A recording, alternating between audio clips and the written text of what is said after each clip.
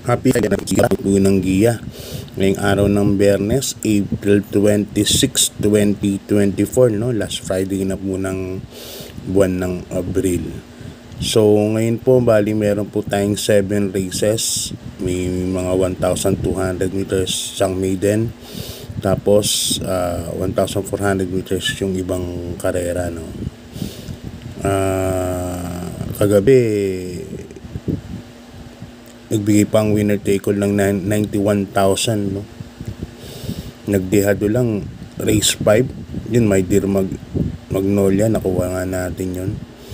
Uruti, pang-1 naman din, Dan El Camanyero. Tapos yung huli na si Kalangaman Island, yun ang medyo mahirap-hirap din kunin kasi galing Pambugaw, home stretch, kalahin mong nakarimate. So anyway, bigay pa ng winner take nga 91,000, pick 6, pick 5 yata 22,000 pa no. So makikita nyo yung bentahan kahapon, medyo may kalakasan ang winner take all. May cross tayo na 5 million. Tapos last double natin, kung di na-scratch si Makarit, ang last forecast umaabot na 900,000 no? Yun, mga 700,000 din ang gross So yun, abangan nyo lang yung numero 1 kahapon, Alibaba. Medyo ano pa magtumakbo, no? Medyo hilaw pa. Pero pag natutong tumakbo, tingin ko malaking panalo, malaki ang magiging panalo sa mga susunod na takbo nito. Imported, medyo maayos din ang katawan, parang sila American Priya. Yan. So yan, bayang kadrista, mag-start ang karera natin alas 5 ng hapon, no? Recap tayo, race number 2, yun ngayon, race number 1, Dazzling Gab nanalo nga ng dalawang katawan kay Akron Silver. Tapos race number 2, another Mark Alvarez, ganda ng paremate, numero 4 sa labas. Tapos race number 3, yun nga yung outstanding sa Real Fair, yung may Sweet Valentine, parang ewan ko kailan lalaban ng connection yun kasi nakitaan ko na ng asim yun. Anyway, pang-anim lang kahapon, Bugo unalis. Race number 4, yun nga, inabot ni Solution si numero 6 Prince Arman. Pinanload siya yung numero 1, no, na si Antique Collector. So yan, bayang kadrisa, yun po yung mga kaganapan last Wednesday. So start na po tayo, race number 1, 3-year-old and above maiden race. Umpisa lang winner take all natin, no?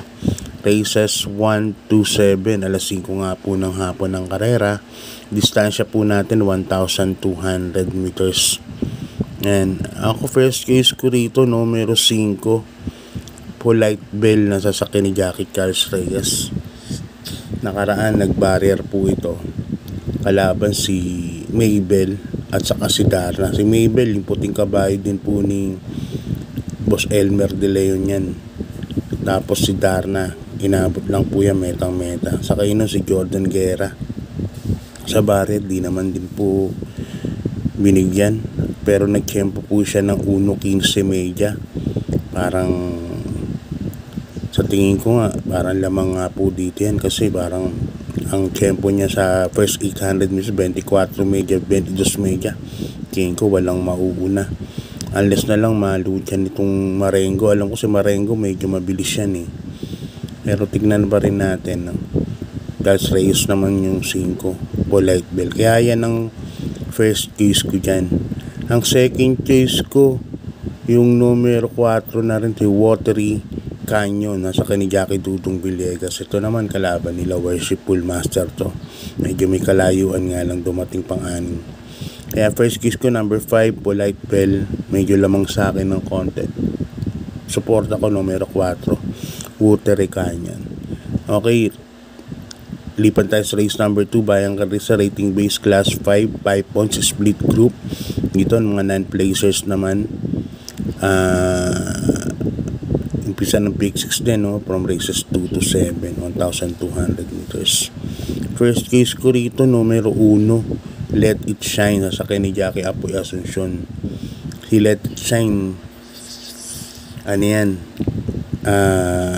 saktong-sakto lang sa kanya 1,200 meters. Sana madiskarte ang maigi ni Apoy Asuncion.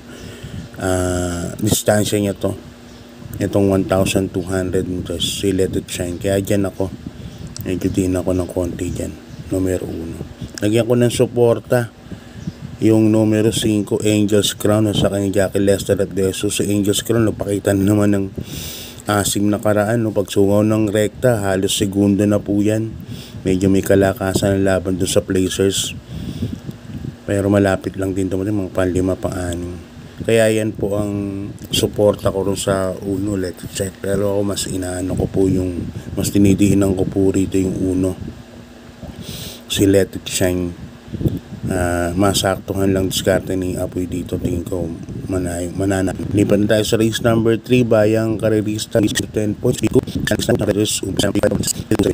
Yan, runners po tayo, kaya 1,400 meters po ang karera natin.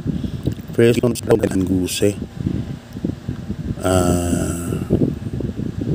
Sa tingin ko walang mauuna dito, nasa numero 2 pa. Sa tingin ko wala nang pauna si Alvin dito. Huwag lang magkakaroon ng problema sa gate. Alam ko si Caraga Wonder, pag nasa likod ng gate yan, magalaw yan, no? So sana maging maayos yung pagsalida niyan. Alam naman natin yan, Alvin Guse, veteranong hinete, so sana makorek. Yan, first case ko, numero 2, Caraga Wonder.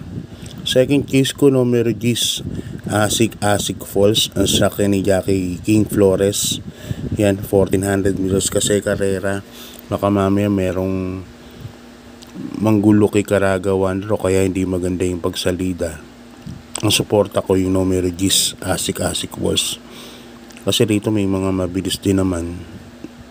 Tingin ko susunod o pwedeng enteng. And number 14 group and 200 Raha bago ng bago rin po ang trainer, si JJ Casal, at napahinga po yung kabayo na yan, mga 2 weeks.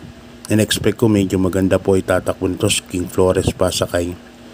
Yan ang first case ko dyan, numero 6, Raha bago. Second case ko, numero 3, si Lightning Bolt, nakaraan segundo po yan. Nung huling tumakbo, alam naman natin si Lightning Bolt, ito yung nagpadihada at sakay ni Tanggol de la Cruz. Tapos nakaraan sakay ni Mark, segundo po yan, medyo mainam din po yung nakalaban yan. Yan ang ano ko dyan, support ako dyan, numero 3, Lightning Bolt, na may panalo din po yan para sa akin. Kaya dito sa race number 4, dalawa pili ko, number 6, Raha bago, number 3, Lightning Bolt. Okay, lipat na po tayo sa race number 5, Bayang Karista, class 4, 28 points to 33 points. Yan. Dito meron po tayong 10 runners but 9 betting options lang, ano. First case ko rito, baka pwede kong isolo na rin.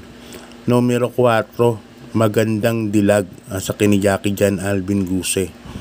Nakaraan ng sakay ni Magandang Dilag si JR de Ocampo, na segundo lang po yan doon sa magaling na kabayo ni SILG Abalos, no? Na si Primavera, napakagaling naman talaga nun, Primavera. Tingin ko panlaban din sa Triple Crown yun, o Hopeful. Yung Magandang Dilag naman talaga diremate. Kaya sa tingin ko maganda lang maisalida. Pero okay sa rin kay Abu de Ocampo to si Magandang Dilag, no? Yung pagdadala naman ni kaya nga lang parang na late siya ng remate nun Pero dyan ako, numero 4, Magandang Dilag, pakasuluhin ko na nga rin.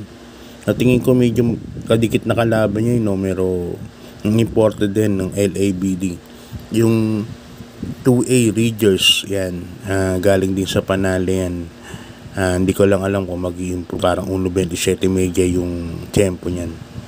Okay, lipan tayo sa penultimate race. Bayang Karerista, rating base class 5, 6 points to 10 points split group. Dito 1400 meters po ang karer natin kasi meron tayong 12 runners but 11 betting options lang. First case ko rito, numero 3, Make a Difference. Jan Alvin Guse ang sakay. Yan, nanalo na po sa grupo niya yan, si Make a Difference. Bali, dahil nga no bearing nun kaya dito pa rin siya na pesto, no? Numero 3, Make a Difference. Ganda ng ginawan siyempre no, 1.29 yata, no?